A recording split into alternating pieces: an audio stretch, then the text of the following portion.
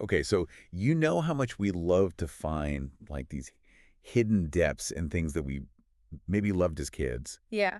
And you provided this incredible analysis of The Lion King. Oh, cool. That, I mean, like, it really blew my mind, Yeah. honestly. That's a good one. Like, it goes so far beyond just like this surface level, Yeah. like, feel-good story Right. and finds these really, like, profound things to say about, like, responsibility and identity Uh-huh. and even like a warning about like where we are as a society today. Yeah, no, it's a really thought-provoking piece. Yeah, it is. Like, it uses The Lion King to look at this tension between, like, our potential as people Mhm. and our responsibility to actually use it wisely. Yeah, and what I love is it does it all through this like Disney movie that we all know and probably most of us love. Exactly. So to really unpack all of this, I think we need to start like right at the beginning with Simba as a cub, Yeah. because the source makes this point Mm. that even from the get-go, Right. there's this like a sense of arrogance about him. Oh, totally. And that entitlement you're talking about Yeah. kind of speaks to this bigger point the source makes about how, like, we view childhood in general. Okay.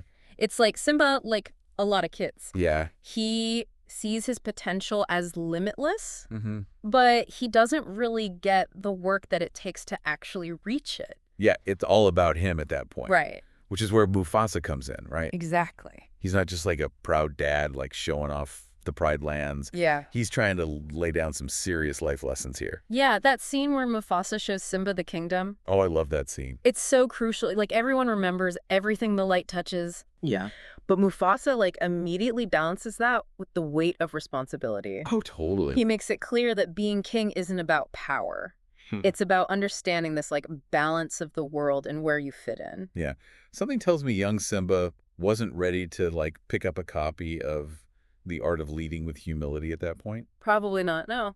Like he's just not there yet. And that's where I think Simba's whole idea of being brave comes in. Okay. He's confusing, like, real courage with just being reckless, Right. like charging into the elephant graveyard, Yeah, what was he thinking? thinking he's proving himself. Oh yeah, big man Simba. Totally.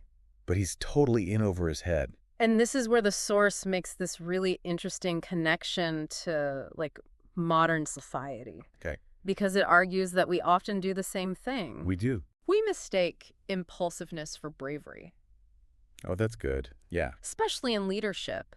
It's so true though when you think about it. Like, think about insert relevant current event, for example. Oh gosh, yes.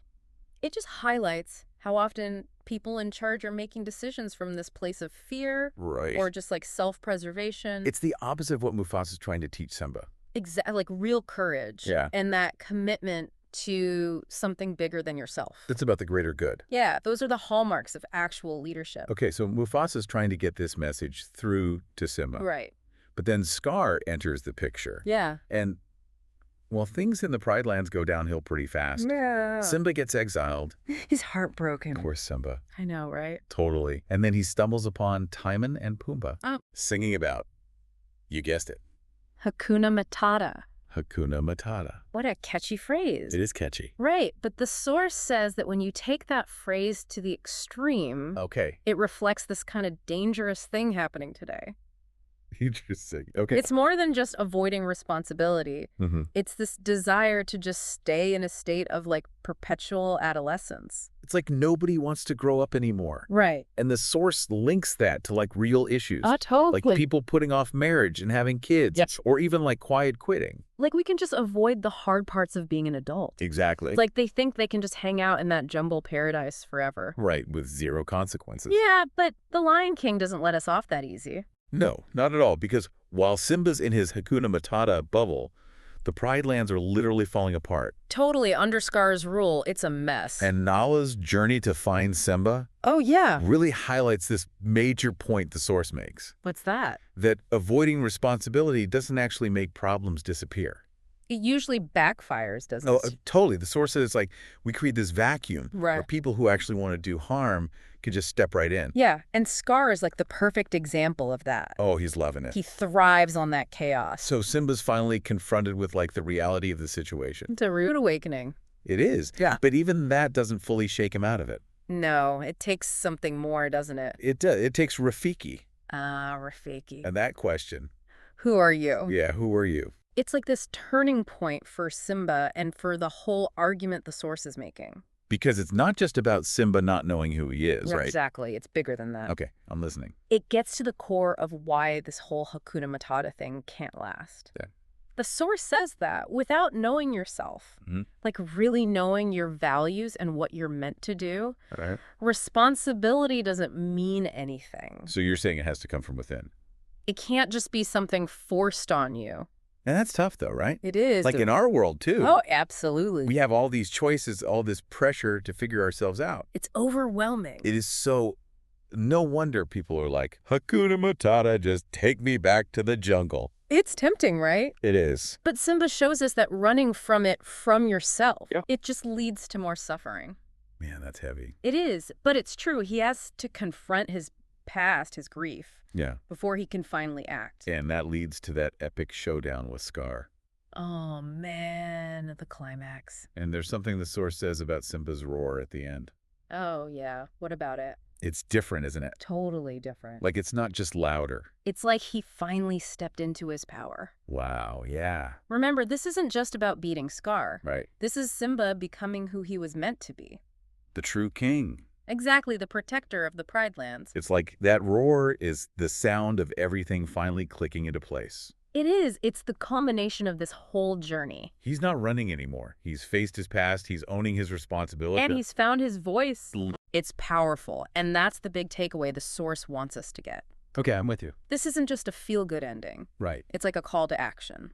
So less Hakuna Matata and more finding our own roar. Exactly, but like, what does that even mean in the real world, right? Yeah, it's not like we're all out here fighting evil lions. All right, well, the source says our roar comes from really owning our responsibility. Good. And not just like, oh, I have to do this, but because we understand ourselves. So it's got to be driven by something deeper. Yeah, like Simba's roar, it's only powerful because he finally gets it.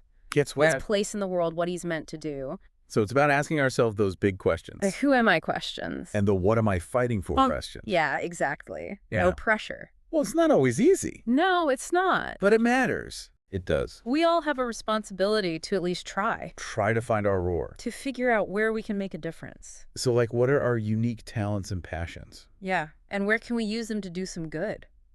Because we all have a Pride Lands that needs us. It might be our family or our community or even bigger. We all have something to protect, something to fight for. And that's how we find that balance Mufasa was talking about. It all comes back to the circle of life. It does. It's about realizing we're part of something bigger. This has been amazing. It really makes you think. Who knew the Lion King had so much to say? Right. It shows you the power of a good story. And that sometimes the best lessons come from the most unexpected places. Exactly. So to all our deep divers out there, What's your roar gonna be? what responsibility will you choose? Go find your Pride Lands. Yeah. Maybe even rewatch The Lion King. You might be surprised what you discover. Until next time, deep divers.